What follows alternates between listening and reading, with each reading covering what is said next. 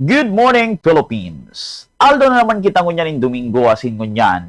Iba na nindo akong mag-aram, mag-inspired, asin makanood sa satuyang ipipicture na trayumpo digdi sa satuyang segment na Bombo Success Story. Una ay nagpapasalamat po tayo sa aabot po na 926 estimated na konsihal sa ating pong buong rehiyong Bicol. At nito pong nakaraang linggo ay kasabay ng reorganization ng Philippine Councilors League sa Bellevue sa Alabang, Muntinlupa, ay ang ating pong gawain ay na-organize ang Region 5 Bicol base po sa Constitution and Bylaws ng ating pong PCL. Ang mag-i-elect ng ating pong mga regional officer ay ang mga officer o Philippine Councilors League ng members or officers ng Federation ng Provincial or the Provincial Federation, kung saan binubuo po ng 6 na probinsya ng Bicol Region, kasama po ang component city, ang Naga City. At ito pong mga officers ang pipili kung sino po ang magiging regional chairperson ng Philippine Councilors League Region 5. At tayo po ay nagpapasalamat sa ating pong mga kasamahang opisyales sapagkat sa unang pagkakataon in 35 years simula po 1991, ito po ang unang pagkakataon na mayroong chairman na nagmula sa lalawigan po ng Camarines Norte. Kung kaya ito po ay labis-labis nating ipinapasalamat. Tayo po ay nasa pangatlong term na bilang konsehal sa ating bayan ng Labo dito po sa lalawigan ng Camarines Norte, at pangalawang termino na po bilang Federation President ng lalawigan po ng Camarines Norte. Opo. Ano sa tingin nyo, sir, yung dahilan or mga factor, bakit kayo yung napili na maging bagong leader po nitong PCL Region 5, Sir Kenneth?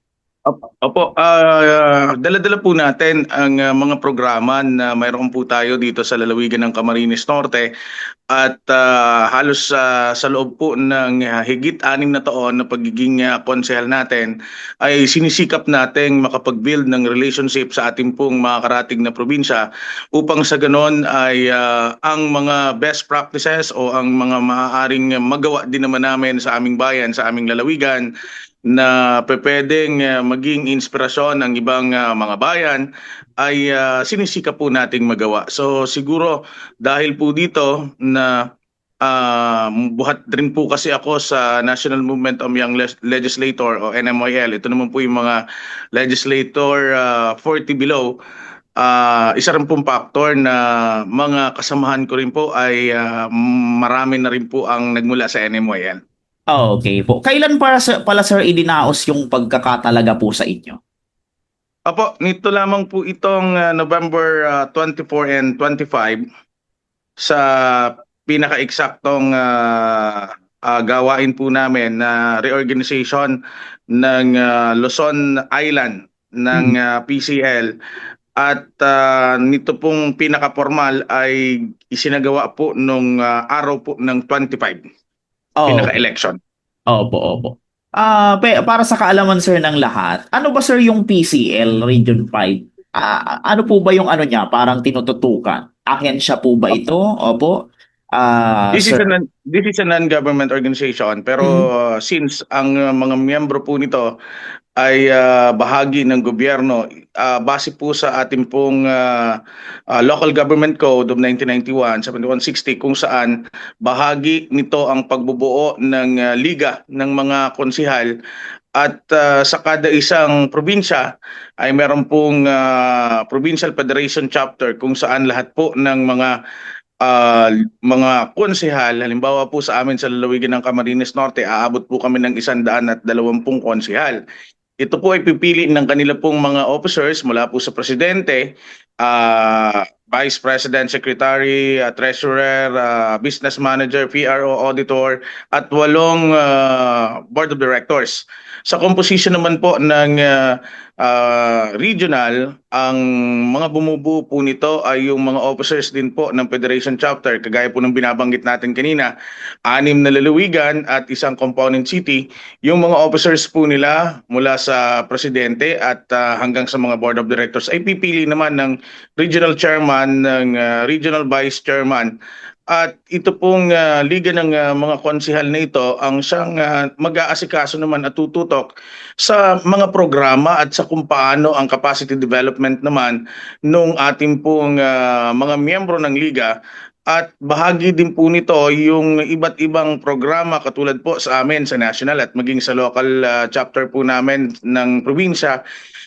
Mayroon po kaming burial assistance at kapag sa iba pang benepisyo katulad po ng sa health assistance ay meron din po ang aming liga. So iba't ibang programa, iba't ibang maaaring ma-implement, depende sa prioridad ang pag-capacitate ng ating mga konsel. Ganun din yung benepisyo na maaari nilang ma-avail sa mga pagkakataong may mga pinagdadaanan din naman na hindi inaasahan ng ating mga miyembro. Okay po, okay po. So kayo sir ay isa rin pong konsehal dito sa bayan po dito sa Camarines Norte. Ano po? So, ano sir yung committee nyo? And paano po kayo bilang konsehal sir? Kayo po ba ay istrikto sa mga nasasakupan? Hindi istrikto? Or paano sir? Sir Kenneth? 3 term na po tayo at sa second and last term po natin ay top-notch councilor po tayo sa Bayan ng Labo. At bukod doon ay tayo po ang may pinakamaraming komitiba, komitiba ng rules, komitiba ng public safety, komitiba po ng environment and all all committees ay bahagi po tayo. So dito po sa bagay na ito ay nagsimula po ako katulad po ninyo. Galing rin po ako sa radio station. Isa po Wow. akong station manager ng local radio station namin sa bayan po ng Labo sa DWLB-FM. Ang exposure ko po ay mula din sa kumbaga sa pinakababa sa ground sa kadahilan ng mas madalas tayong nasa community at tuwing may mga kalamidad, may mga aksidente, kaya po yung RKO ko may tagline is Ready Ka Ora mismo, nandyan po tayo. So more on ang pinagmulan po natin na background ay talagang galing sa community. So ang pinaka-idea ng pamumuno ay unang-una importante nakikinig sa ating nasasakupan o sa ating mga pinaglilingkuran kasi napakahalagang aspeto ito ng paglilingkod upang sa ganon titimbangin natin yung mga pangangailangan, lalong higit ano yung kinakailangan ba talaga na maisagawa at maaksyonan at batid natin na sa kada isang bayan o sa kada isang nasasakupan natin ay iba't iba yung sitwasyon, iba't iba yung problema. So ito yung mga challenges na kinakaharap at sabi ko nga once na nalaman natin yung mga problemang ganito, we will consider it na 50% na solved na kasi ang hahanapin mo na lang na other 50% is yung kung paano magiging solusyon. Okay po, okay po. So ngayon sir, na kayo ay naitalaga na bilang bagong pinuno nitong PCL Region 5, ano na sir yung mga susunod pa nating hakbang, Sir Kenneth? Apo, right after po ngayong December, nandito po kami ngayon sa Cebu para sa year-end capacity development po ng mga konsehal. At yesterday ay unang beses po nating mag-attend ng national board meeting.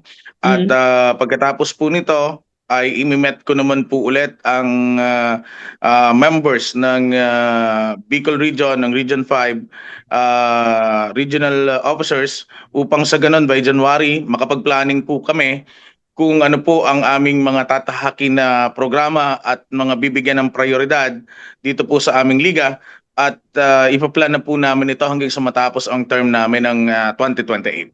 Okay po, okay po. Ito sir, pagkakatalaga sa iyo sir, paano mo siya sir tinitingnan? Magandang ano ba siya sir? Parang pangitain or challenge po para sa inyo? Anyway, ako po ay tinitingnan ko siya sir na una, since na ito po ay una sa lalawigan ng Camarines Norte, hindi po maaaring magpabaya ang inyong lingkod na hindi ipakita ang maayos na paglilingkod sa ating pong mga kapwa lingkod bayan. Ang binabanggit ko nga po, hindi ko pwedeng bulahin ang aking kapwa politiko na alam nila kung ikaw ay magsasabi ng totoo o bobolahin mo lang sila o magsasalita ka lamang ng mga magaganda, bagkos importante ipakita yung tunay na accomplishment sapagkat naniniwala po tayo na kahit hindi ganong karami ang ating pananalita, importante makikita nilang nagtatrabaho sapagkat lahat kami, mga halal na opisyal ay merong mandato sa kanya-kanya mga bayan, pinagtitiwalaan, ibig sabihin lahat mahuhusay, lahat magagaling at may angking kakayahan para mamuno. Okay po, okay po. Ano naman sir ang masasabi nyo dun sa mga hindi sa'yo naniniwala o yung mga sabi nga yung mga bashers, mga ganon, mga walang bilib sa atin, Sir Kenneth? Opo, tingin ko naman wala pong ganyan sapagkat yung ating pong regional election ay unopposed po tayo at kaya nga po ipinagpapasalamat natin ito at syempre mas maganda palagi ako po kasi mas okay na merong kritiko sapagkat mas nakikita natin kung merong mga bagay na hindi naaayon ay mas naitatama at ito ay importante. Bahagi ng ating mahalagang gawain at sabi nga natin magkakaroon ka lamang naman ito kapag hindi na iaayos ang ating trabaho. Ayan, opo, opo. Sige sir, bago tayo matapos dito sa first part na ito sir, ano yung parang, syempre, maipapangako natin bilang tayo ay bagong leader ng PCL Region 5, ano yung ating, ano yung mga maaasahan pa ng mga taga Cam Norte sa inyo po and sa buong Bicol Region bilang bago po tayong talaga na leader dito po sa PCL Region 5. Sige sir, bigay ko ulit sa inyo ang linya po. Yes sir, siguro hindi po ito pangako kundi isang sumpa sa ating pong mga kapwa opisyal, kapwa lingkod bayan. Pangalawang term din po tayo na Federation President sa lalawigan ng Camarines Norte at sa unang 3 taon na tayo po ay nakapaglingkod ay matatanong po natin at masasabi ng ating mga miyembro na tayo po ay nagtrabaho ng maayos. Kaya ito rin po yung hinihiling ko sa ng aking mga kasamahang opisyales. At sa unang pagkakataon na kami po ay nakapag-usap-usap, pagtutulong-tulungan namin po ito, hindi lamang po ako mismo, kundi ang mga miyembro mula po sa chairman hanggang sa board of directors ay magtatrabaho sa ating pong liga ng mga konsehal sa buong Region 5. Asin iyanan sa tuyang ipighiras na istorya rin trayumpo manungod sarong individual asin organisasyon. Hari nawang nakanood kita nin manlain-lain na leksyon asin na-inspirar na abuton ang satuyang mga pangiturugan asin maging successful. Ini si Bombo Kier Aliado para sa Bombo Radio Philippines, the most trusted source of news and information. Basta Radio, Bombo!